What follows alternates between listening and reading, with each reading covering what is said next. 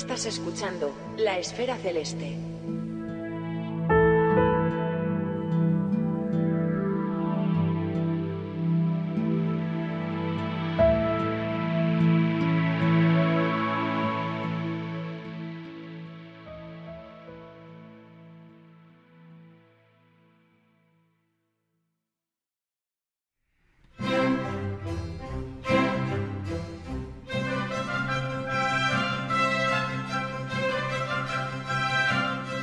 A finales del siglo XVIII, William Herschel completó un proyecto destinado a cartografiar los cielos estrellados y descubrió que había, al parecer, un número igual de estrellas en todas direcciones en el plano de la Vía Láctea.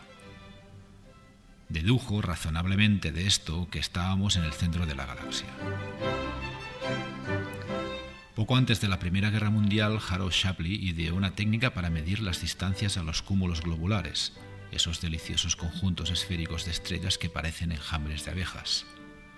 Shapley había descubierto una candela estelar estándar, una estrella notable por su variabilidad, pero que tenía siempre el mismo brillo intrínseco. Shapley comparó la disminución en el brillo de tales estrellas presentes en cúmulos globulares con su brillo real, deducido de otros astros cercanos, y de ese modo pudo calcular su distancia. Pensó que era muy probable que los cúmulos globulares utilizados en esta investigación, casi un centenar, estuviesen orbitando y rindiendo homenaje al centro masivo de la Vía Láctea. Entre Herschel y Shapley, multitud de personajes han asomado a la vista al universo con ansias de descubrir y describir la naturaleza de lo que hay ahí fuera. En este episodio nos hemos montado una tertulia con tres observadores que comparten esas mismas ansias de descubrir y describir con esos pioneros que definieron eso que hoy llamamos astronomía y a los que nos une una larga tradición observadora. Hablamos sobre grandes observadores que nos han influenciado con Rafael Benavides, Alfredo González y Juan Luis González Carballo.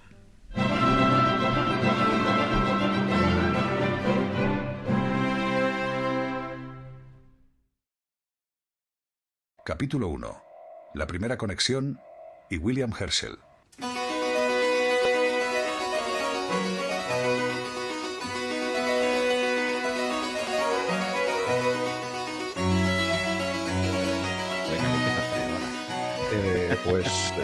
Vamos allá. A ver, no es tanto hablar como el astrónomo que me marcó, que me guió para iniciarme en esto de las variables, en este caso, sino más bien un suceso que sucedió, yo creo que en el año 89 o algo así. Yo ya desde unos años antes ya me comprara mis primeros cacharros, empezar a mirar esto, lo de siempre, la luna, los planetas, y en una revista que ya está desaparecida, recuerdo haber leído una pequeña nota así al margen que hablaba de una supernova en M66 y estaba escrita por un tal, no sé si lo conocéis, Paco Violat. Ajá. Sí, nos suena. Sí. Pues prácticamente se puede decir que ese fue el punto de inflexión que me dijo, bueno, pues yo me quiero dedicar a eso. Yo que soy muy tímido, pues imaginaos, yo de aquella tendría unos 22 años, creo, así. Y me lancé, le escribí a Paco Violat, él muy amablemente me comentó, bueno, pues... porque claro, a mí la palabra, algo que llama la atención es supernova. Dices, pues esto tiene que ser algo espectacular. Ahí ya Paco me dice, pues eso tienes... Si te gusta este mundo, te quieres dedicar a esto, pues tienes varios grupos. Tienes el GEA, tienes... la Red Mira, tienes después dentro de varias asociaciones, pues hay grupitos de observadores de variables y, a ver, a mí no terminaba de convencerme eso del... Yo siempre fui por libre, soy una persona bastante independiente en ese aspecto, pero me picó el gusanillo y en una de estas, pues eso, vamos a contactar con la Red Mira. ¿Por qué la Red Mira? Pues porque por aquella época, por los años 90, principios de los años 90, la Agencia Espacial Europea había lanzado una campaña de colaboración entre aficionados para observar variables Mira dentro del programa Hipparcos que se iba a lanzar o se acababa de lanzar por esas fechas. Y se trataba, pues eso, de monitorizar unas cuantas estrellas Mira. Y a mí la simple idea esa de un simple aficionado, una persona que se estaba iniciando, con tus propios datos, poder colaborar en un proyecto científico de tal calado, pues, hombre, es algo que llama la atención y dices, ¿por qué no intentarlo? Haces una medición, creas un punto de brillo, esa medida la puedes plasmar en una gráfica y ves que entre muchas otras, pues tu esfuerzo, tu observación, pues puede que a los científicos pues les valga para algo y puedan sacar provecho de tu esfuerzo. Básicamente, pues eso puede que es un pequeño articulito en una revista que ya desapareció, haya sido el detonante que eso pues me haya encaminado por el mundo de las variables. ¿Y llegaste a ver esa supernova, Alfredo? Ya me pica ya que es supernova, me pica la curiosidad. ¿Llegaste a poder observarla? A ver, yo lo curioso es que por aquella época tenía un flamante telescopio de 5 centímetros y con toda la ilusión del mundo... No. Pues venga, vamos para Leo, vamos a buscar M65, vamos a buscar M66. A ver,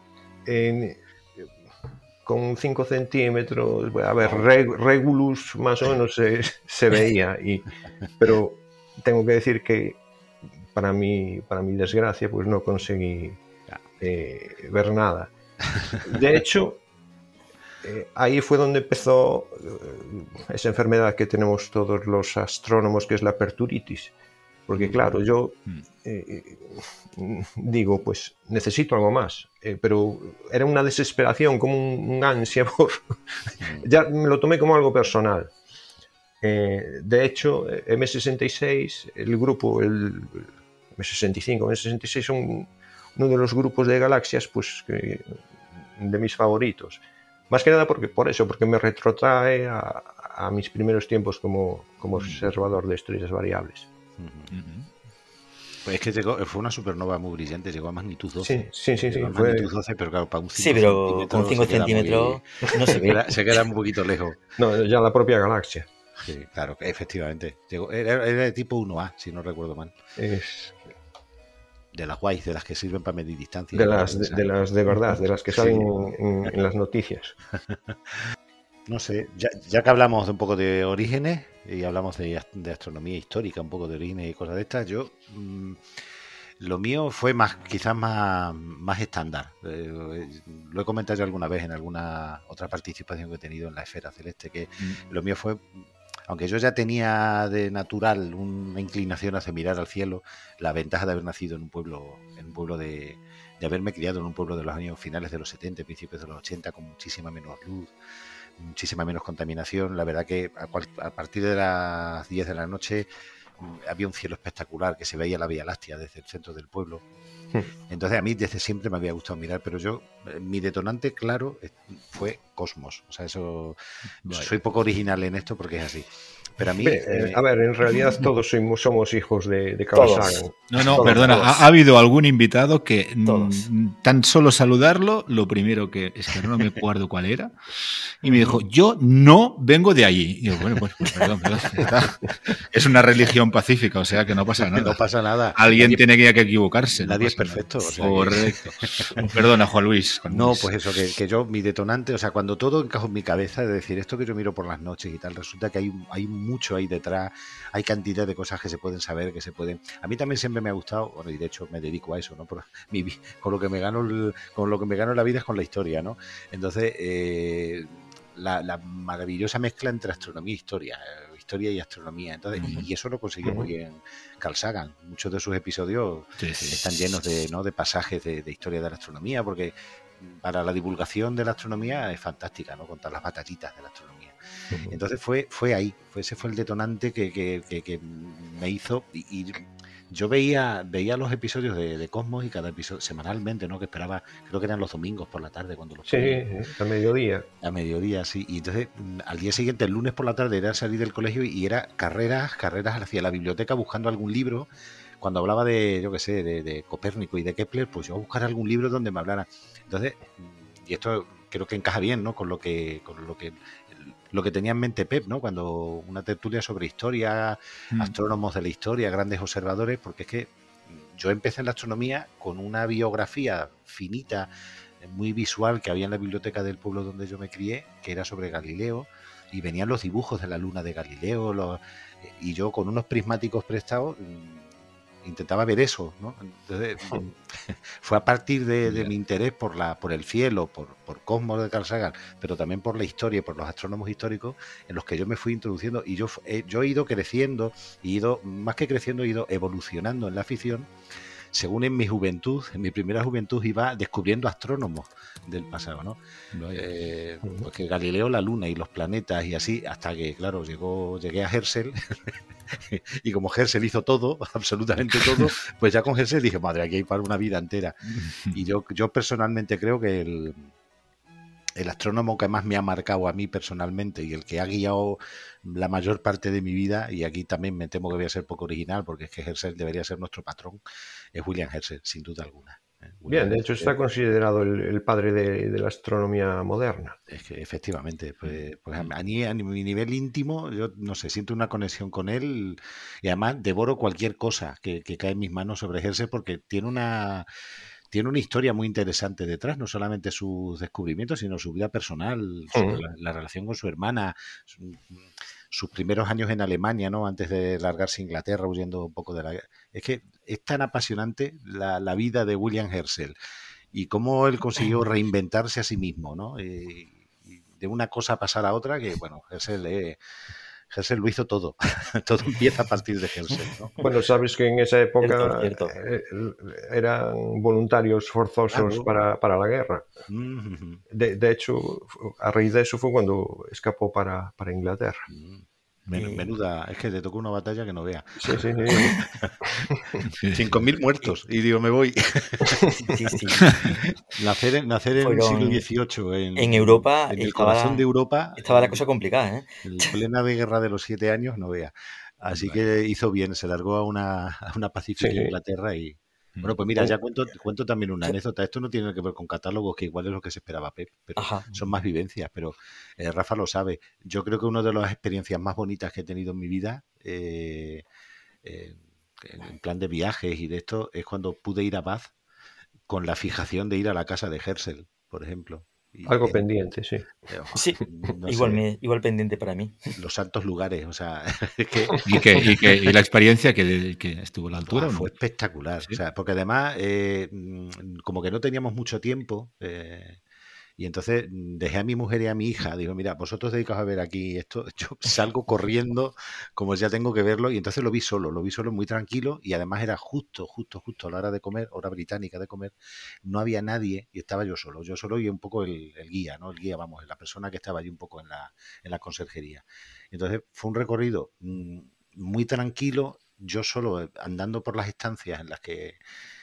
porque la casa está exactamente igual que se quedó. Es curioso cómo en eso los británicos lo cuidan mucho. Sin grandes lujos y sin grandes... no tiene una gran parafernalia museística alrededor, pero está muy bien conservadita, y la verdad que andar por aquellas habitaciones, deambular allí, ver el vestido de Caroline allí puesto, ¿no? en un maniquí que tienen allí colocado, bajar al taller donde él con tanto esfuerzo no pulía los espejos, con todos los percances que tuvo, salir al jardín, desde una plaquita allí diciendo desde aquí observó Urano, ¿no? O sea, fue una experiencia, la verdad que casi mística. No me quiero poner pedante, porque suena como muy pedante esto, pero de verdad fue una sensación de irrealidad estar allí, y ahora lo pienso muchas veces. y digo, yo creo que ha sido en los muchos viajes que he tenido la suerte de hacer, yo creo que es uno de los momentos más mágicos que he tenido en mi vida. Encontrarme allí con Herschel, ¿vale? De hecho, fue cuando estaba intentando catalogar dobles, me parece, ¿no? En Géminis o algo así, que eso, de una noche a la siguiente, pues se dobló el tamaño del sistema solar. Así, Así, sin más. sin más, así. Mm. De la noche a la mañana. A Rafa también Herschel es uno de los que, ¿no? Sí, lo que pasa es que después he ido descubriendo otros personajes, por decirlo así. Pero es verdad que Herschel es el padre de la astronomía tal como la conocemos ahora mismo. Porque antes de Herschel era, bueno, la astronomía de posición, no había monturas ecuatoriales realmente. Eran refractores meridianos para medir la altura de las estrellas, medir lo que son el movimiento de la Tierra. Herschel concibe la astronomía tal como la entendemos hoy día. Así que se puede decir que en todos los aspectos de la astronomía, ya sean variables, bueno, incluso galaxias, vamos, Herschel sentó las bases de la astronomía que hoy día hacemos. Así que realmente es el precursor de todo lo que hoy día hay. Antes de Herschel se puede decir, la astronomía, no sé cómo llamarla, pero la astronomía de posición, por decirlo así, que solo se preocupaban de la Tierra y de los movimientos de la Tierra, y a partir de Herschel ya se preocupaba de lo que eran las estrellas, lo que era la naturaleza estelar, que es lo que al fin y al cabo era un misterio, porque en aquella época no se conocía nada. Entonces a partir de ahí nació todo, se puede decir. Y nosotros somos, entre comillas, un poco pedante también, pero hijos de Herschel, porque al fin y al cabo seguimos más o menos la misma filosofía de estudiar un poco el cielo y en todas sus facetas, ¿no? Y entender mejor lo que estamos intentando ver, ¿no? Así que en ese aspecto Herschel es nuestro héroe, ¿no? Me sorprende, Rafa, todavía cuando escribiendo la sección de la revista Astronomía, pues muchas veces con una supernova en tal galaxia, ¿no? NGC no sé cuánto, y me pongo a documentarme un poco sobre esa galaxia y cada 2 meses, cada 2 secciones, ¿no? Que escribo, o sea, siempre alguna de esas galaxias las descubrió Herschel, las catalogó Herschel. Porque ¿sabéis cómo? Bueno, sí lo sabéis, pero bueno, ¿cómo descubría todo? Se puede decir. Como él tenía los telescopios que tenía, lo dejaba fijo en un punto. Y lo que pasaba. Claro, no tenía montura ecuatorial, simplemente lo dejaba, pues, como pesaría también lo suyo, un telescopio de ese tipo, lo dejaba fijo y lo que iba pasando por ahí lo iba anotando, supongo que con Caroline. Entonces descubrió un mogollón de galaxias, de estrellas dobles, así las descubría en principio. Era la manera que tenía de observar y por el ocular de su telescopio pasaba todo el cielo que tenía a su alcance. Me imagino que cada noche pondría, bueno, pues hoy lo vamos a poner a 38 grados, por ejemplo, por poner un ejemplo. Y todo lo que pasara por ahí lo iban anotando. Él lo describía y Caroline lo anotaba. Estaba todo por hacer. Sí. Mira, es que justamente me estaba picando aquí un poco la curiosidad sobre un tema, porque tal y como lo habéis definido a Herschel como el iniciador, ¿no? de casi de actitud y metodología y instrumentación y muchas cosas, ¿no? Supongo, sí, como empezó la astronomía observacional, en realidad. Ahí más que nada porque no había instrumentos, hasta su época no había instrumentos de verdad para hacer ese tipo de trabajo. Vale, en ese punto, y lo comentaba Rafa, pues te imaginas un uso de la astronomía que es el que se ha dado en realidad desde tiempos inmemoriales, que es meramente práctico, ¿no? Conocer el paso de las estaciones. Y, bueno, no hace falta que nos enrollemos y no tenemos demasiado para atrás, ¿no? Pero en ese sentido práctico, sí que le veo yo o entiendo ese papel de como pionero explorador, ¿no? Vale, pero eso que estoy viendo, ¿qué es? ¿O qué hay más allá? ¿O qué habrá más allá? Y si yo desarrollo la tecnología para ver más allá, ¿qué veo? ¿No? Eso es un poco la actitud. Pero si nos vamos un tiempecito atrás, tenemos a peña como, yo qué sé, Galileo, a quien se le ocurrió poner un ojo en un canuto, ¿no? Preguntándose una serie de cosas, o a un señor que se llamaba Tycho Brahe, que realizaba unas series de datos acojonantes. Y que era un juerguista. Y que era un juerguista y que lo pagó muy caro, sí, es verdad. Eso también nos distingue a nosotros. Pero ahí hay paralelismos, ¿no? En cuanto a la actitud. Son dos nombres, Galileo y Brahe, que no eran precisamente medidores y nada más. Se preguntaban cosas. Bueno, Brahe a lo mejor sí que... Brahe era más medidor, sí. Brahe era más medidor. Era el típico Jekyll y Mr. Hyde. Por el día era eso, un juerguista, y por las noches se transformaba y a simple vista, sin ningún tipo de ayuda óptica, se convirtió en uno de en el mejor observador a simple vista de todos los tiempos, por su exactitud, por la precisión de sus medidas. Eso, de hecho, entonces Herschel es como la combinación entre Brahe y Kepler, por ejemplo. No, sí, quizá, aunque Herschel también fue teórico y hizo planteamientos teóricos, por ejemplo, sobre la forma de la Vía Láctea, ¿no? Yo, si no recuerdo mal, él, creo que Kant también por la época también hizo algunas cosas así, pero yo creo que Herschel es más observador puro.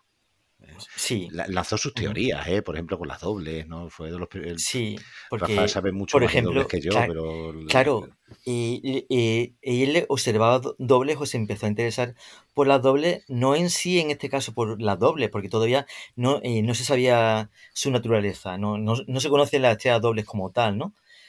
Pensaba que eran dos estrellas que estaban a diferentes distancias y quería medir la paralaje. O sea, que la idea de Herschel era súper avanzada para la época, ¿no? Porque la paralaje no se empezó a medir hasta mediados del siglo XIX. Pero su intención o su idea era las estrellas más brillantes están más cercanas, las estrellas más débiles están más lejanas, pensando que las estrellas en realidad todas eran iguales, ¿no? O parecidas. Entonces la idea era súper moderna, ¿no? Porque él quería medir la paralaje de una estrella brillante.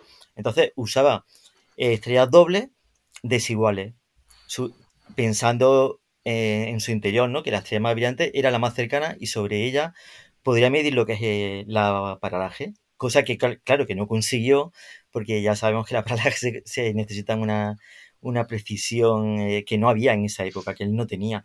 Pero la idea nos da idea de que él estaba muy avanzado para la época en la que vivió. O sea, su pensamiento astronómico estaba décadas por delante de lo que se hacía en esa época. Sí, más o menos, casi un siglo más tarde fue cuando realmente se empezó a conocer realmente el tamaño del universo, de nuestra galaxia y del universo. Fue muy visionario, tuvo una capacidad fue un visionario realmente, ¿no? O sea, porque anticipó muchas cosas que luego se iban a desarrollar ya en el siglo XIX, ya con una tecnología más moderna, ¿no? Sí. Yo muchas veces he pensado que ¿qué hubiera hecho Herschel si hubiera tenido un espectroscopio, por ejemplo, ¿no? Ya ves.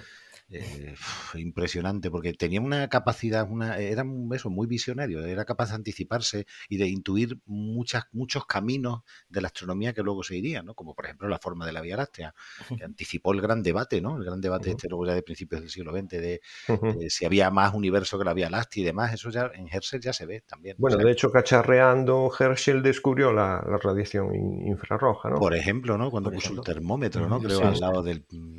Y eso simplemente cacharreando, por curiosidad. Por eso es que era un poco visionario, pero para mí Herschel es el observador puro y duro, o sea, él ante todo, y además él así se definía a sí mismo como un observador, y él lo que quería era estar al pie del cañón todas las noches. Claro, siempre que salía de caza venía con alguna pieza.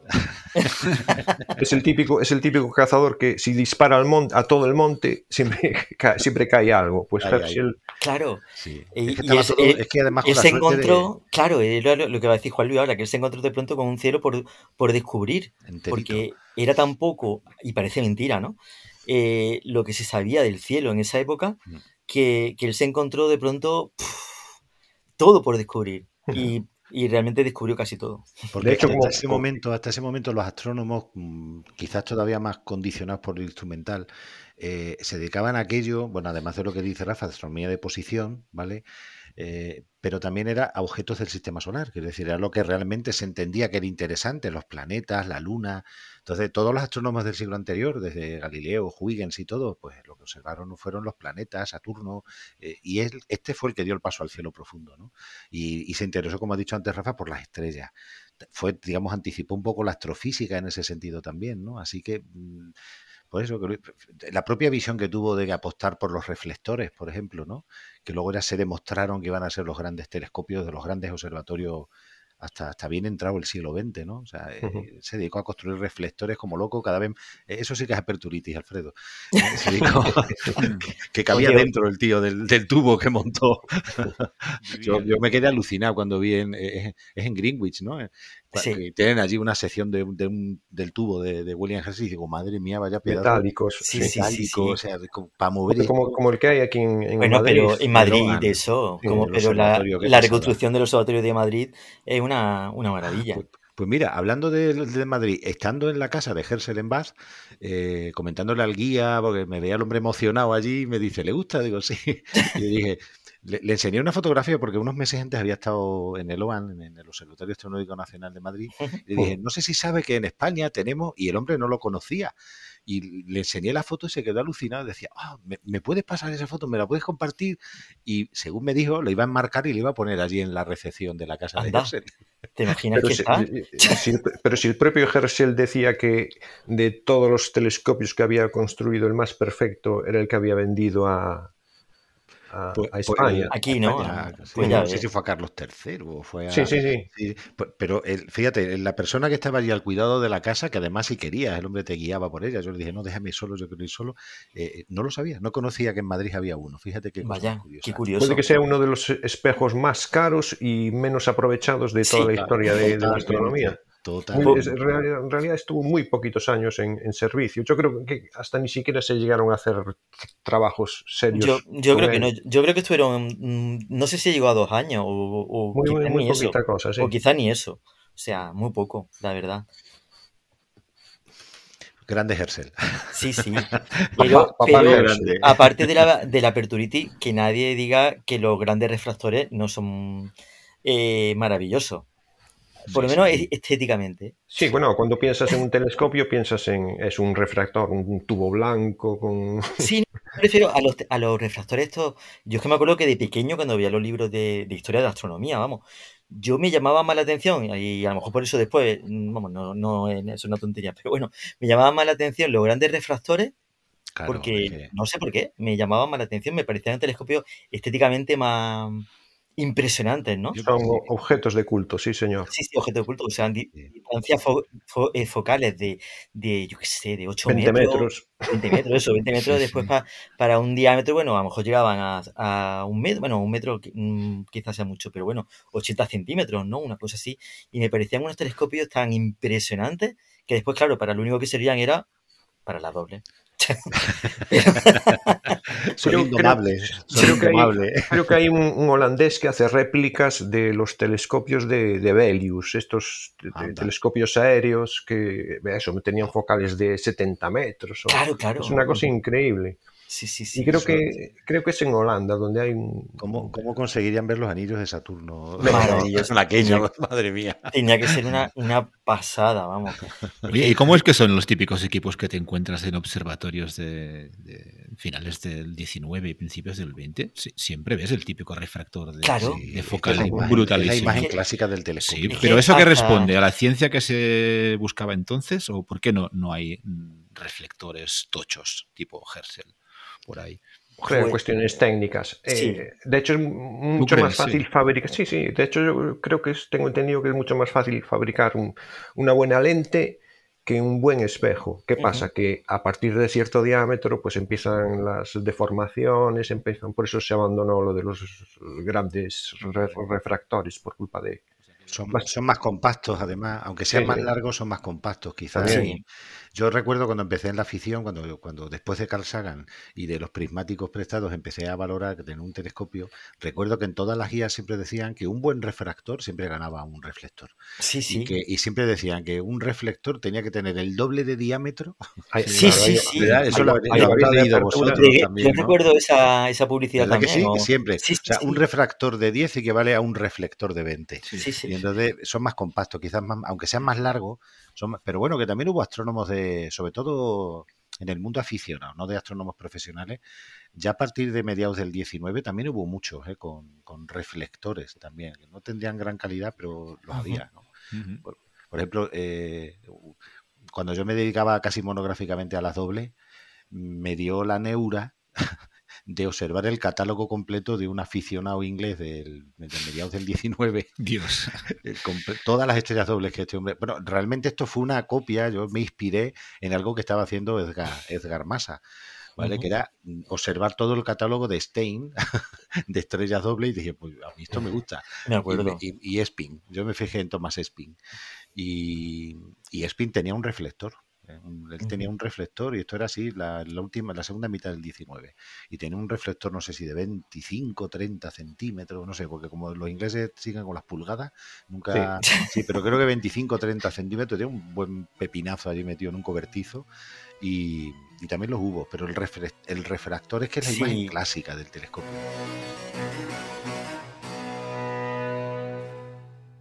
Capítulo 2. William Herschel, Dembowski, Struve, Goodricke y otros amigos. Sí, claro. Por ejemplo, voy a hablar, aparte de Herschel, tengo otro astrónomo preferido, que ese lo he descubierto ya con los años, ¿no? Digámoslo así. Ya una vez que he estado ya en la afición y que me he metido un poco de lleno en el tema, descubrí a un personaje que yo no conocía, porque no es muy conocido, la verdad, que es Barham. Yo creo que se pronuncia así, ¿no? Barham, Burham. Yo siempre digo Burham. Bueno, se escribe Burham. Está muy Mi inglés es españolizado, muy... sí. Bueno, pues yo no conocía realmente a ese astrónomo hasta que no me metí en las dobles. Bueno, hasta que no metí las dobles ya avanzado, que yo de este hombre no lo conocía. Y me sorprendió, o al menos me cautivó, porque este hombre no era profesional. Este hombre era un amateur, como nosotros. Trabajaba en los tribunales de Chicago, y su afición era la astronomía. Lo que pasa, sí, creo, perdón, pero creo que fue Burhan el que tuvo muchos problemas mentales. No sé si a raíz de dedicarse a la astronomía o... No me suena, ¿no? No, este es el otro Burhan. Es que hay varios. Hay dos. Yo creo que Rafa se refiere al doblista, al que yo me refiero al doblista. Del 19 principio. Sí, es de mediados del 19. Yo hablaba del otro. Vale. Este es el que tuvo problemas mentales, sí. Vale. El que yo hablo tuvo la gran fortuna de conocer a Alvan Clark en un eclipse de sol, que supongo que organizó una observación pública en el observatorio de Chicago, y él era aficionado, pues fue allí. Y conoció a Alvan Clark, que era el gran constructor de telescopios, de refractores. Y le encargó un refractor de 15 centímetros. O sea, que hoy día hay muchos chinos de estos. Yo tengo uno, vamos. Bueno, pues él tenía un refractor de 15 centímetros, pero vamos, Alvan Clark, claro, que le costó $800, ¿eh? Que lo digo, madre mía, qué carísimo, por Dios. Una fortuna de la época. Sí, madre mía. Joder, sí, hasta hoy día, perdón por la palabra, $800, hombre, que es dinero. Pues en 1870 tenía que ser un dineral. Sí. Pero el caso es que el hombre este era aficionado, y por la noche, en el patio de su casa, pues se dedicaba a observar como hacemos nosotros. Si es que era igual. Y lo que este hombre abrió de pronto una nueva etapa en las estrellas dobles. Yo estoy centrado en mi tema, pero por eso digo, porque lo descubrí después, ¿no? Después de los grandes catálogos de Struve y demás, pues realmente hubo unas décadas, 20 o 30 años, que no se descubría apenas nada. Y entonces, pues bueno, se pensaba que ya estaba todo descubierto.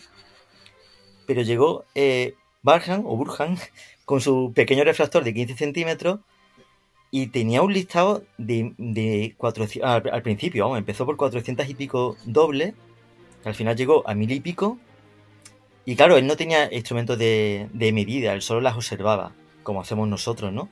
Las iba anotando, y llegó a una especie de colaboración epistolar con Dembowski, que otro astrónomo italiano, ya era mayor, vivía en Italia, y él sí medía doble. Entonces se llegó a una colaboración que me encanta, porque Burhan las descubría y le pasaba los datos o la posición a Dembowski, que ya estaba mayor el hombre, y él sí las medía, que él tenía micrómetros y demás, ¿no? Entonces al final el primer artículo con el que publicó todas esas dobles se lo dedicó a Dembowski, que ya estaba fallecido. Y no sé, me gusta esa colaboración así entre alguien que no tiene... todavía no tiene equipo, ¿no? Pero sí tiene idea, que es lo que me encanta de esto.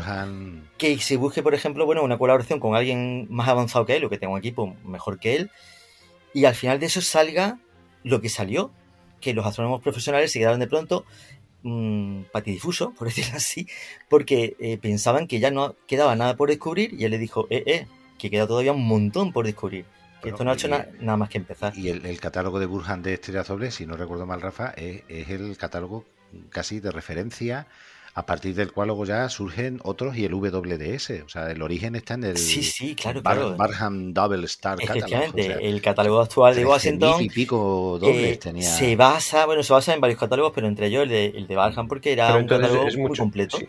Creo que es mucho contemporáneo de Dembowski, entonces. Claro. Bueno, sí. Pero lo que yo quiero recalcar en esto un poco es la labor de investigación, que bueno, que ahora ya está un poquito con tanto survey y tanta historia, los aficionados estamos un poco con pocos campos donde... Pero bueno, lo que quiero recalcar es que este hombre era un aficionado. Bien, es verdad que después estuvo algunos años que ya como los astrónomos profesionales se dieron cuenta de que era un hombre que valía, que tenía ideas, que tenía conocimientos y que... Pues es verdad que ya estuvo algunos años que le cedían noches de observatorio, incluso fue director de unos años del observatorio de Lick en San Francisco. Pero este hombre no era astrónomo, no tenía estudios de astronomía.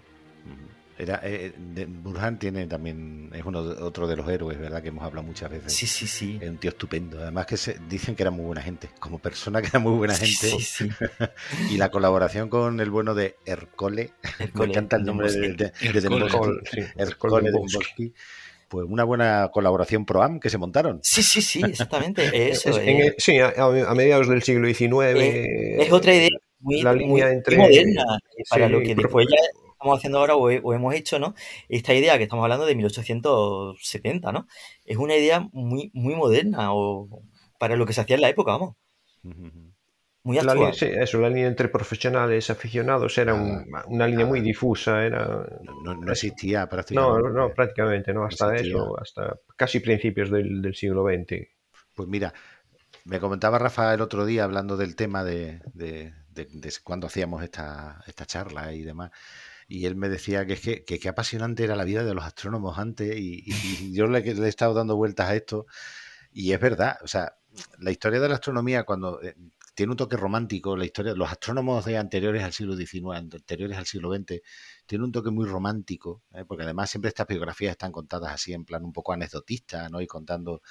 Y es verdad que vidas más interesantes y que vidas más apasionantes. Herschel huyendo de una guerra, el otro... Todos.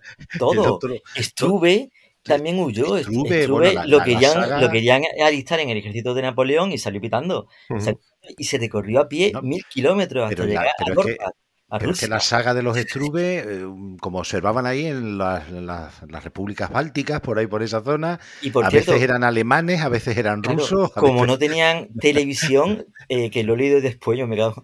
Struve tuvo 18 hijos. 18, menuda saga. De los cuales sí. Solamente uno se dedicó a la astronomía. Entre doble y doble, gemelo. Sí.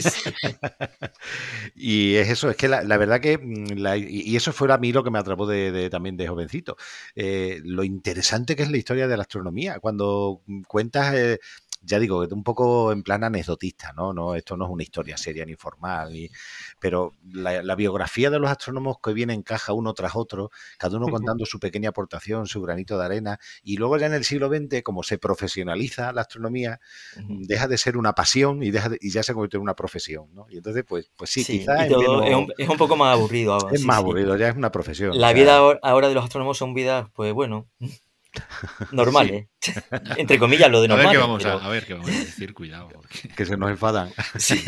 No, pero sí es verdad que antes era una dedicación, es decir, la astronomía era pues una devoción. Una también. devoción que lo hacía, era incómoda de noche y además casi todos los grandes astrónomos son de Europa del Norte. Bueno, tenemos a Dembowski, tenemos a otros, algunos italianos y tal, pero casi todos eran de Europa del Norte, una Europa con un clima, es decir, era duro de dedicarse a la astronomía en Inglaterra en el siglo XVIII, para que nos vamos a engañar, la pequeña edad glacial esta que hubo ahí, ¿no? El mínimo de Maunder y todo eso. Era una devoción, efectivamente, lo que hacían. Y entonces, la verdad que la de episodios y la de... Mira, ya que Rafa ha sacado a un astrónomo, a un doblista, como Burhan... Sacar variabilistas. Voy a sacar un variabilista, que este es otro de mis héroes, que está en el altar de los bueno, y aseguro que a Alfredo le trae buenos recuerdos también, que es el pobre del... ¿cómo se llama? Goodrich, el pobre de John Goodrich, ¿vale? Que el que descubrió Algol, por ejemplo, la variabilidad, bueno, fue el que explicó la variabilidad de Algol, luego descubrió, y es contemporáneo a Herschel, este hombre. No sé si llegaron a coincidir muchos años, no lo he mirado, pero es del siglo XVIII y contemporáneo de Herschel, que el hombre tuvo una vida de lo más dura y de lo más triste, se quedó sordo a los 5 años porque tuvo escarlatina o no sé qué, y bueno, a pesar de eso, el tío, con lo que era una discapacidad en aquella época, ¿no? Pues nada, a base de observar y de quedarse, que por cierto, se está buscando desde donde observaba, leí una vez, que no sé si había el lugar exacto de York, desde donde él tenía su pequeño observatorio. Claro, pero es muy complicado. Es complicado, pero bueno, pero que ahí está Algol, por ejemplo, dio la explicación de esta binaria, cómo funcionaba. Luego descubrió Beta Lyrae, por ejemplo, también. Y en una de esas... Y poco más porque no lo dio tiempo, que murió con 21 años. 21 años, se pidió una pulmonía y murió. Que ya no me diga. Cuánta razón tienen nuestras abuelas cuando nos decían que nos abrigásemos. Eso me decía mi madre siempre, que por qué no hacía esto de día. Que si, ¿por qué de noche? Dice, pero vas a cogerte una pulmonía. Yo me acordaba de Gudrick, ¿sabes? Porque para mí es otro de mis héroes, porque eso, por la vida trágica que tuvo, ¿no? Tuvo poquito tiempo de hacer cosas, pero ahí está, ¿no? Hombre, de día como el farmacéutico no sé si Rafa lo conocerá, Suave. Sí. Suave, claro. Que eso, como de noche tenía que hacer las fórmulas maestras, pues solo le quedaba el día para observar. ¿Y qué tienes de día para observar? Pues alguna fase de la luna y el sol. El sol. Y así a lo tonto, pues el ciclo... Él en un principio pensó que era un ciclo que cada 10 años el sol variaba. Después, refinando las observaciones, pues se demostró que era cada 11 años el ciclo solar. Pero eso hizo de la necesidad hizo una virtud. Y solo puedo observar de día. Pues vamos a contar manchas solares. Guardar un registro preciso de lo que observas puede que en un principio pues no te llame la atención o pienses que no va a servir de nada, pero los datos son los que mandan a la larga. Tenemos el ejemplo de Suave. Y sabes, ¿recuerdas, Alfredo, por qué se interesó por las manchas solares? Que esa es otra historia de la astronomía también chulísima, otro episodio de esto chulísimo. Él estaba obsesionado con descubrir un planeta interior, que se puso de moda en aquella época. Alguien decía que había visto un planeta antes que Mercurio, o sea, que estaba más cerca del Sol que Mercurio, y entonces él, para no tener errores con las manchas solares, se dedicó a observar manchas solares, y ha pasado la historia por eso. Vulcano, ¿no le llamaban Vulcano? Sí, Vulcano, exactamente. Vulcano le llamaban. Sí, es verdad que se decía que había un planeta interior y no, sí, Vulcano. De hecho, claro, hasta que llegó Einstein con sus teorías, pues, ahí está. Debido a eso, a los desfases que había en las efemérides de Mercurio, parece ser, y que no se podían explicar más que por mecánica celeste, pues que hubiese un planeta más cercano al Sol que Mercurio. Capítulo 3. Después de William Herschel y los últimos grandes observadores.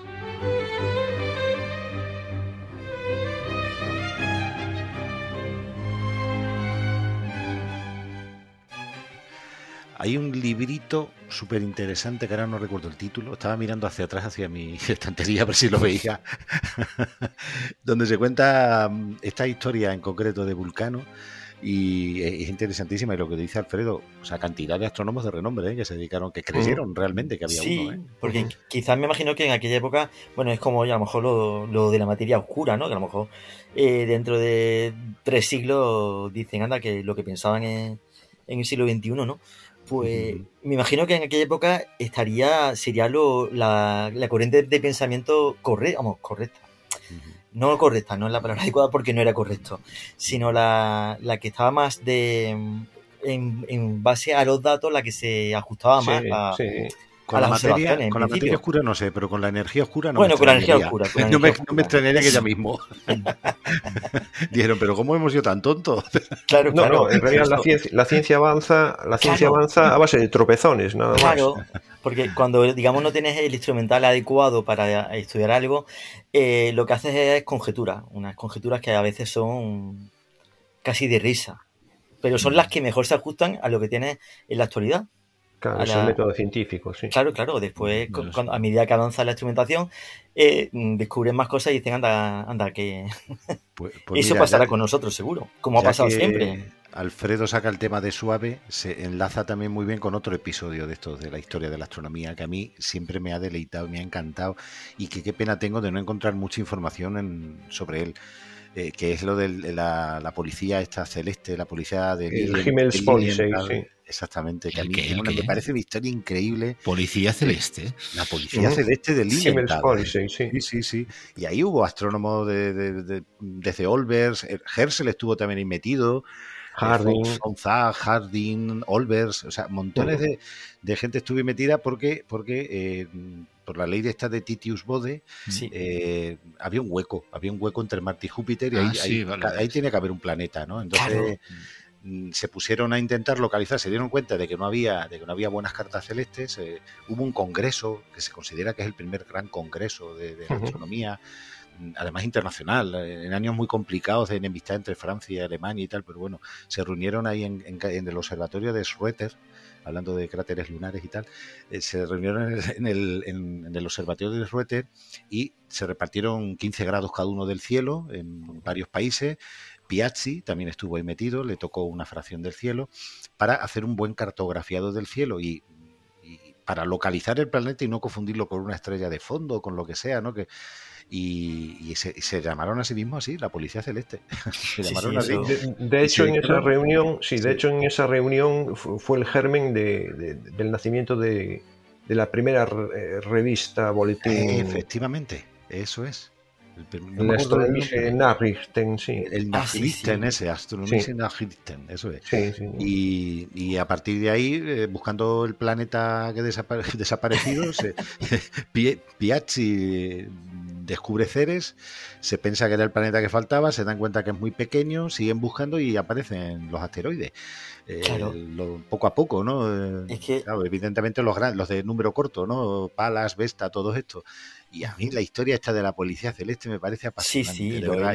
Y esto me recuerda que falta un gran libro, pero tocho, un libro tocho, de 1000 páginas para arriba, una buena historia de la astronomía en español. Es verdad, haría falta. Pero tocho, o sea, lleno de historias de estas. Que hay un montón de historias. Hay un montón de cosas que tienes que están muy fragmentadas, muy mal repartidas, o casi todas en inglés. Y no es lo mismo, ¿no? Leerlo en tu lengua que no...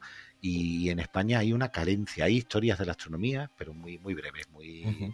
yo qué sé, muy de principiante. Que los hubo, sí. Lo que pasa es que, a ver, nunca supimos vendernos también como los británicos, porque con los cielos que tienen. Bueno, observan casi más que nosotros, ¿eh? ¡Jo! Madre mía, yo me quedo helado y esto es salirnos un poco por la tangente, pero a Rafa se lo he enseñado alguna vez, porque decir, mira, dicen que no, pero tengo un amigo inglés, un conocido amigo inglés, que tú ves su listado de observaciones, este observa casi solo asteroides, neos y cosas de esas, y me enseña las circulares del MPC y al mes observa 20 noches. Desde Inglaterra, pleno corazón de Inglaterra. Alucinante. Y yo aquí os prometo que en lo que llevamos de inicio de otoño, yo creo que ha habido 2 noches útiles para observar.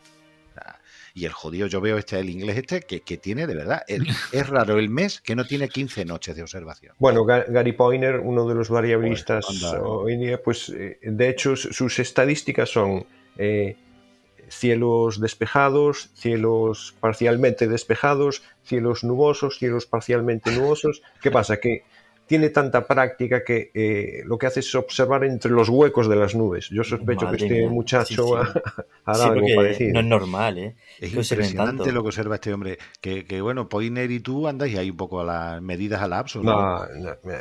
No. Poyner lleva deben dar 350.000 observaciones o algo así, visuales.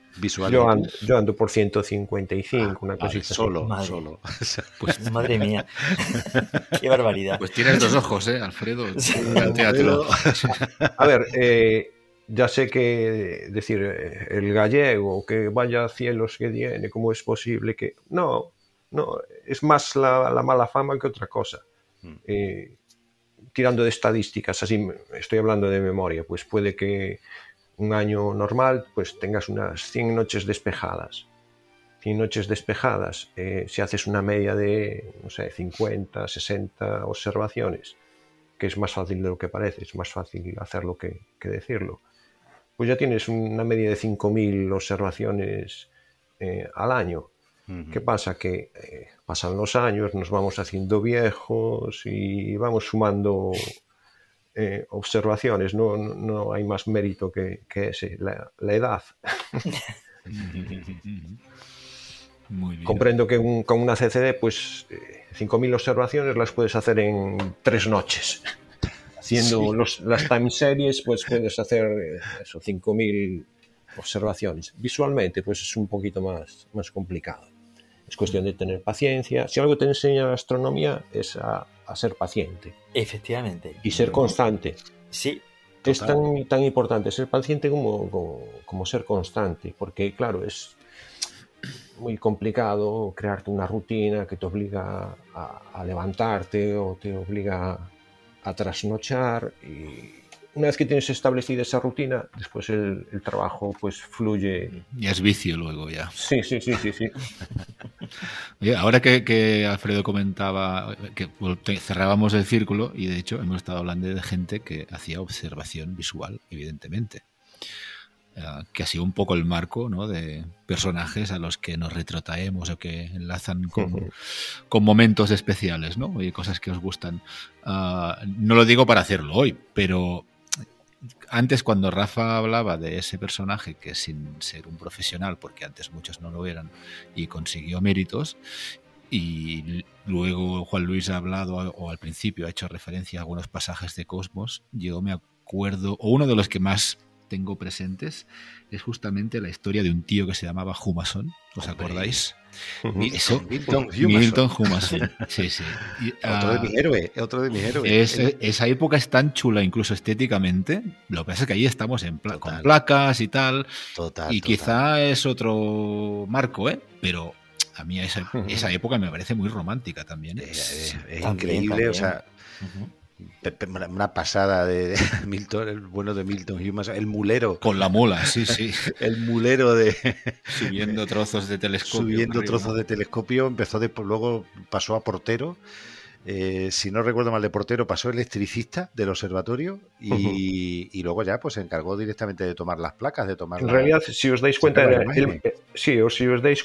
el mulero que ayudó al exboxeador abogado a descubrir muy lógico. Es que Hubble tampoco era profesional, o sea que no, Hubble era abogado, y la vida de Hubble también tiene para contar, porque era un exboxeador, sí. Había estado en Japón viviendo mucho tiempo, tenía fama, era un tío elegante a más no poder, estaba hecho un dandy. Era un personaje. La historia de Humason y Hubble era para contar. Aparte, eso merece un libro, pero una novela. Merece una novela. Oye, y esa época es toda una cadena, porque si os paráis a pensar, pues Henrietta Leavitt en realidad fue la precursora de todos los trabajos de Hubble y de Humason. Sí. Total. De hecho, la ley de Hubble, yo creo que debería de llamarse la ley de Leavitt. Sí. Quien realmente sentó las bases de los trabajos de Hubble y de Humason fue Henrietta Leavitt. Sí, hay un librito muy chulo que me he leído hace ya un par de años, que se titula Antes de Hubble, Miss Leavitt. Sí. Un librito muy fino, muy pequeñito, que es una pequeña biografía de ella y cómo descubrió la ley esta, ¿no?, del periodo de distancia, el periodo de luminosidad, y claro, sin eso no hubieran hecho nada. Que esa es otra, eso nos lleva al gran debate. O sea, si hablamos de Humason y hablamos de Hubble, hablamos del gran debate que hubo unos años antes de que Hubble, gracias a Leavitt, ¿no? Curtis y Shapley, sí. Shapley y Curtis, Shapley, sí. que estos sí eran ya profesionales, estos eran señores catedráticos y señores, pero cómo fue un aficionado de la época, de lo que era un aficionado entonces como Hubble, fue el que resolvió el dilema del gran debate, ¿vale? Gracias a los trabajos de Leavitt, ¿no? Y eso y porque tuvo acceso a los mejores instrumentos de su época. No, menudo tuvo ahí en Wilson y en Palomar, ¿no? Y por ahí, tela. Ya lo quisiera yo un par de noches. Bueno, tú ya pasaste alguna noche en Calar Alto con el 1.23, ¿no? Sí, bueno, el 1.23. En pleno agosto en Almería, ¿vale? 3 noches, 2 de ellas nubladas. En pleno mes de agosto en Almería. O sea, que no es que estuviéramos en Bretaña, ¿sabes? No, en la soleada de Andalucía. En la soleada de Andalucía, pues nada, de las 2, bueno, una y 3/4 nubladas. Por eso hablábamos de los tópicos de Galicia siempre total. nublado y Andalucía siempre despejado. Pues sí. va a ser que no. Yo que soy extremeño le decía a Esteban Fernández, se lo decía hace un par de días en un correo, en un WhatsApp, le decía, si es que vivo en Nueva Asturias del Sur, le decía, porque Extremadura está siempre nublada últimamente. Siempre, o sea, la gente de la calle dice, no hombre, si hoy hace un buen día, está despejado. O sea, sí, hay sol, pero el cielo está completamente embarañado. O sea, es verdad que hay sol, pero no se puede observar. No está mal traído el nombre de Nueva Asturias, porque acordaros que durante la Reconquista las repoblaciones se hizo con gallegos y asturianos, toda esa zona de Extremadura. Claro, ahí tenemos la Fala, tenemos hoy un pellizquito de Cáceres que habla un galaico ahí leonés. Arcaico, sí. Y portugués también. Sí, en mi zona. Hombre, es frontera, claro. En mi zona portuñol, que decimos aquí.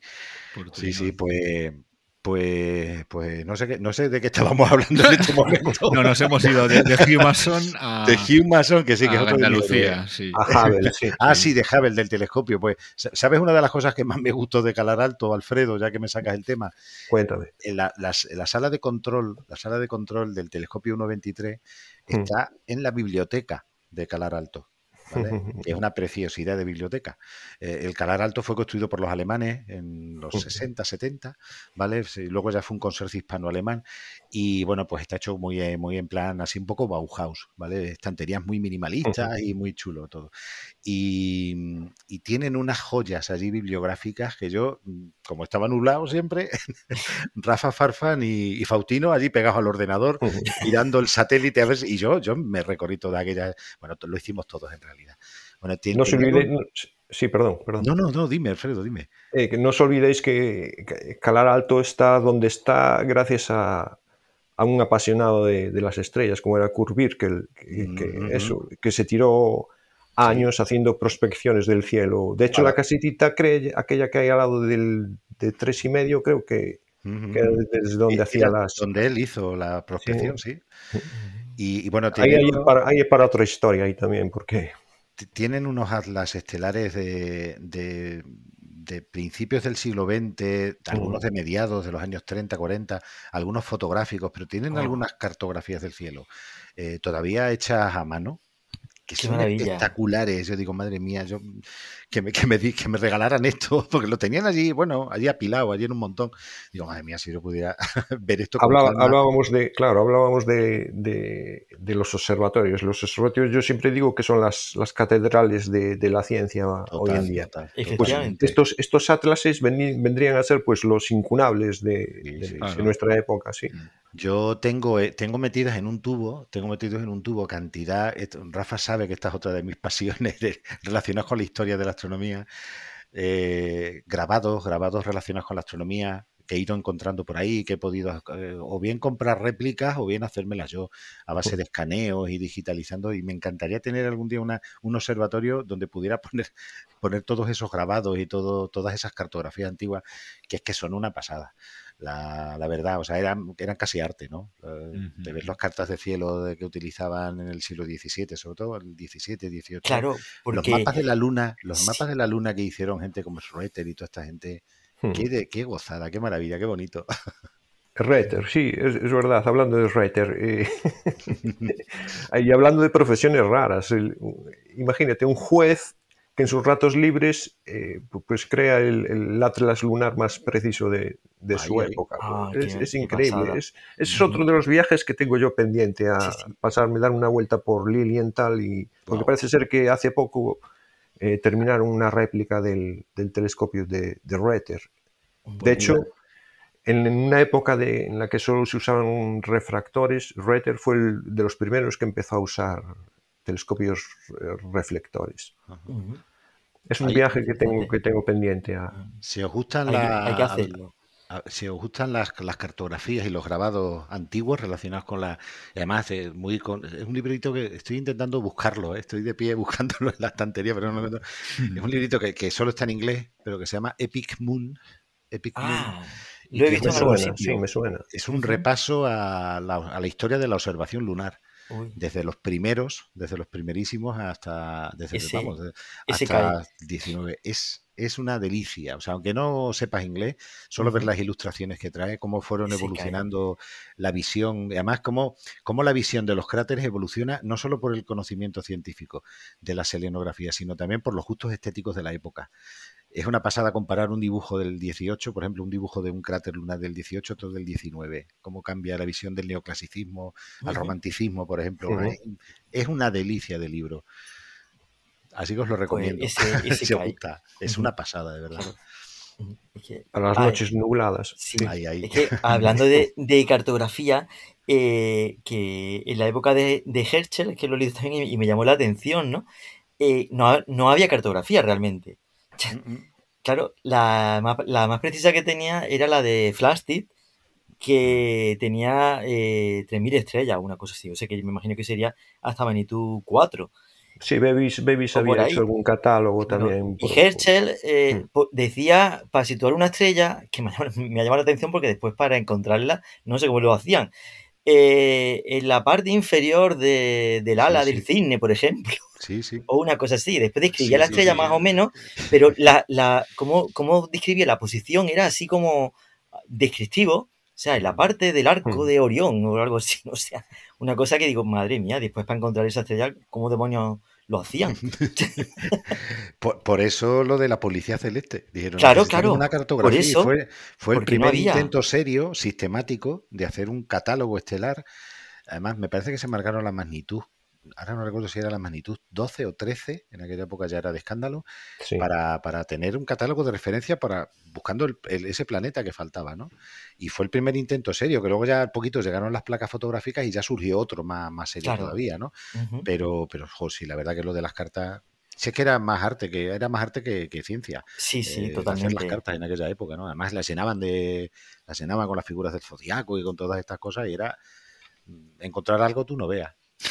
Bueno, de hecho pasaba también con los telescopios, porque las florituras que se le hacían a los pedestales o a las monturas no eran estéticamente eran muy bonitos. Puede que funcionalmente pues no fuesen muy prácticos hacerle florituras a la montura, pero realmente queda bien.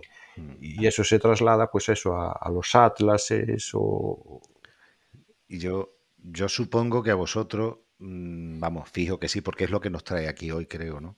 Pero yo creo que a vosotros os pasa como a mí, aunque yo sea observador ya casi exclusivamente de CCD, observador ya digital, pero nadie es perfecto. No, la verdad que sí, o sea, yo empecé siendo absolutamente visual hasta que, bueno, me compré la primera CCD y dije, madre mía, el tiempo que has perdido. No, pero vamos, sí, 15 años de mi vida más, 20 años de mi vida fui absolutamente visual. O sea, ¿y no lo echas de menos? Realmente. Sí, mira en tu interior. Exactamente. Cada vez que un cable se niega a conectarse, siempre termino diciendo lo mismo. Con lo bien que yo estaría con un Dobson. Siempre termino diciendo eso. Claro, yo he estado, por ejemplo, que Juan Luis lo sabe, cuando llegaron las CCD, para mí como para todo, se abrió un mundo inimaginable, ¿no? Y yo me he tirado 15 años o por ahí, que yo no tenía ni oculares, ni sabía dónde estaban, ni nada, solamente con CCD. Y antes de la pandemia, bueno, un par de años antes de la pandemia, he vuelto a reencontrarme con la observación visual. Y la echaba de menos, ¿eh? O sea, la sensación que te queda después de una observación visual no te queda después de haberte peleado con la CCD. Es encontrarte con un viejo amigo. Sí, exactamente. Yo a lo que iba, aunque sea observador ahora ya de pantalla, pero creo que todos estamos de acuerdo en que cuando observamos esa galaxia X, ¿no? Para esa supernova, lo que sea, o cuando y te reencuentras, no se os viene a la mente Herschel, no se os viene a la cabeza, es decir, no os conectáis con ellos. A mí me pasa, yo no sé si esto, quedo muy mal, no casa muy bien con una mentalidad científica, pero yo me reencuentro con Herschel, me reencuentro con Goodrich, me reencuentro con toda esta gente. Claro, es que y a mí eso me da aliento, toda la base de datos realmente es eso, ¿no? Es un poco aportar datos de la época en que se empezaron a aportar, ¿no? O sea, que más o menos, bueno, en variables quizás se aporten desde antes, ¿no? Por la observación visual. Pero bueno, eso es poner nuestro granito de arena a todo el trabajo que hicieron todos los astrónomos, ya sean profesionales o amateurs, de los siglos anteriores. Nosotros somos un eslabón más de la cadena que continuará. Bueno, esperemos, crucemos los dedos porque continúe y que se sigan aportando datos y observaciones. Ya solo hay astrofotógrafos. Ya, eso es lo malo, por eso lo digo. Que no se me enfaden que lo digo de broma. Yo espero que se sigan aportando datos, bueno, a la velocidad que sea, pero que nos conectan un poco con todo el proceso, digamos, que se desarrolló a partir de, bueno, de lo que es la evolución científica de la astronomía, ¿no? Tiene que continuar. Sería una pena que destragar siglos de datos por una moda, una afición. Sí, y todo eso nos enlaza pues eso con la historia y los grandes astrónomos, que en cierto modo yo también ahora cuando muchas veces me estoy desdoblando dobles y busco a lo mejor ya dobles complicadas de gente de esta, ¿no? Del principio del siglo, ¿no? Yo tengo ese sentimiento romántico de decir lo que observaría esta gente en esta época, qué bien, qué placer, ¿no? De conseguir un reto, ¿no? De doblar un reto de una estrella a lo mejor a 0,4 segundos de arco y no sé, me encuentro con esa unión o ese sentimiento de, no sé, de enlazar lo que es la historia pasada con la presente, ¿no? Sí, yo cada vez que observo Mu Cephei me acuerdo de Herschel. Ahí está. Cada vez que observo R Coronae Borealis me acuerdo de Pigott. Claro. Hombre. A ver, estamos... Que sí, que es una afición y nos estamos moviendo pues por interés científico, pero también algo de interés sentimental. Es muy importante saber en realidad de dónde venimos, más que nada para saber a dónde queremos ir. Más que eso. Para mí es fundamental, o sea, yo que quizás a lo mejor me muevo más en un tema así como más cientifista, ¿no? Como la vida me ha llevado, mi afición me ha ido llevando al final a supernovas y cosas muy de fotometría y de cosas así. Yo siempre que TCRB, por ejemplo, yo necesito ver la historia. A ver dónde te vas a meter. Lo que he dicho. No, pero lo pongo como ejemplo, ¿no? O sea, TCRB, digo, yo necesito saber la historia que hay detrás. Y cuando veo que se descubre o que se habla de ella de más allá de 50 años, para mí gana puntos. Lo que sea, claro, o sea, sea una nova recurrente, sea lo que sea. Decir, no, mira, esto tiene una historia de más de 50 años y, si ella es del siglo XIX no te voy a contar. Y entonces, pues si descubres que tal astrónomo ya intuyó, pensó, vio o tal, claro, para mí gana entero, digo, ostras. Sí. Entonces, y es esa conexión, ese sentimiento un poco... yo no sé si es nostalgia es un poquito, no sé, pero... Sí, tiene de todo un poco, sí. De todo, es que te remontas a lo que vio Herschel. Yo también he pensado muchas veces cuando estoy escribiendo a lo mejor un artículo de alguna doble que la descubrió Herschel, ¿no? Y veo alguna anotación, porque él hacía anotaciones que si decimos de don José Luis Comellas que tenía el filtro de colores un poco extraño, Herschel lo supera. Herschel lo supera. Herschel yo creo que era daltónico porque tiene unos colores muy raros. Todo lo veía rojo. Toda la veía roja. Así, pero cuando muchas veces he observado esa estrella o escribo sobre ella, pienso y me retraigo a la época de Herschel, de cómo él observaba con su telescopio. La verdad que un sentimiento romántico totalmente de esa época. La historia de la astronomía es una cosa que tiene muchas historias y todas terminan en Herschel. O todas comienzan en Herschel, o casi todas. Papá Herschel. Todas comienzan allí. Todas comienzan en Herschel. De una forma u otra acabas con él siempre. Qué bien lo habéis hilado esto para ir terminando el círculo. Sí. Muy bien. Pues nada, yo no sé, Pep, si era lo que tú pensabas que tal, Bueno, pero sí. llevamos 1 hora y pico hablando de, Pero es que de yo no batallitas. Y nos podemos pensaba tirar nada. una hora más, ¿eh? Bueno, Sí, lo hacemos Bueno, otro bueno. día porque hoy Juan Luis, que Sí. antes decía que debemos saber de dónde venimos para saber dónde vamos, creo que tiene muy Ujú. claro dónde va, porque tenía que salir pitando, Pero ha sido buena frase para pero es concluir. una buena tertulia, ¿eh? Esta dosis aquí de romanticismo y de épica, ¿no? Y de mosqueteros cosmológicos, ¿verdad, Juan Luis? Las batallitas del abuelo, sí, señor. Sí, sí, sí. Bueno, y no nos olvidemos de una cosa, Mosqueteros. mosqueteros, eso. Sí, sí. Que sí, batallitas, pero al final todos esos nombres que hemos dicho pues son historia y las estrellas ahí siguen, ¿vale? O sea que... Y seguirán, sí. Correcto. Sí, eso es. Que este es el por punto. supuesto. Este es el punto.